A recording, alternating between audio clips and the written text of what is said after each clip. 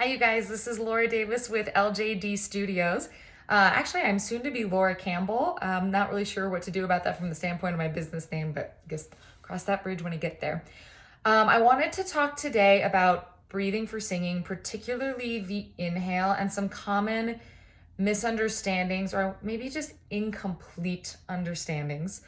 The first thing people usually tell me when they talk about their understanding of breathing for singing is to breathe from their diaphragm.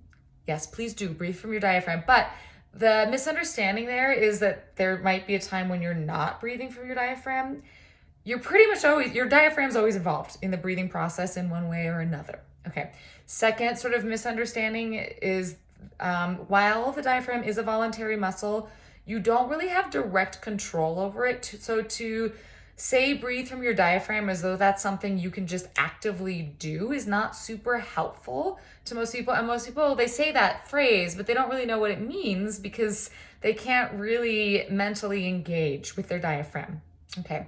But what you do have a lot of control over is the muscles of your core. And I mean all of them. I mean all the muscles of the core, right? And those will directly impact the movement of your diaphragm. Okay, so your diaphragm is a big muscle. It's right here, right? It lowers when you breathe in, contracts, and then it releases and rises as you breathe out. The extent to which it moves depends on what happens with your core. So most people, when they take being the operative word there, take a deep breath in, do this. They pull their belly in and they lift their chest up. Well, that doesn't give the diaphragm a lot of opportunity to move.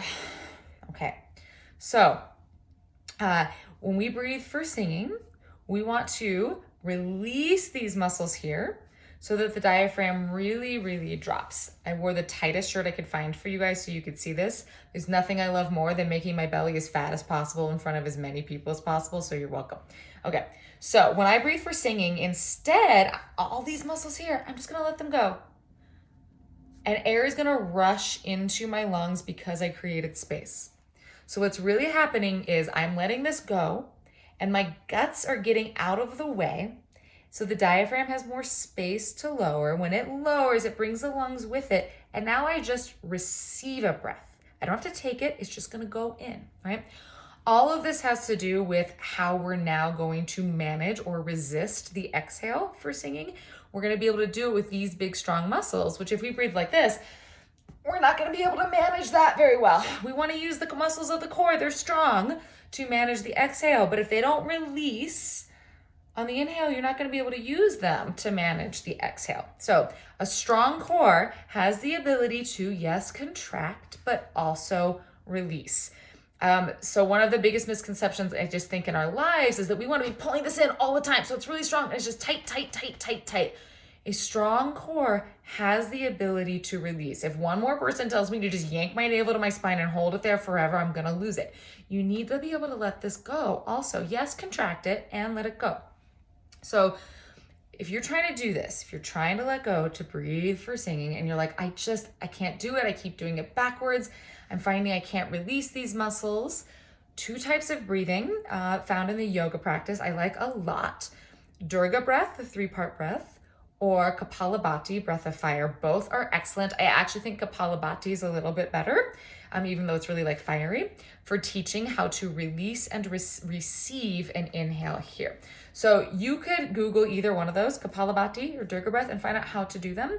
However, if you want to find out how to use them for singing specifically, go to the link in my bio, Yoga for Singers, or go to LJDstudios.com, click on Yoga for Singers. There's a series of 10 videos, one of which is titled Durga breath, the 3-part breath, and the other one is Kapalabhati and learning to breathe low. Either one of those I think would be great, but I think Kapalabhati is more applicable for this. So let me know what you guys think. Let me know if you have feedback, if you have questions.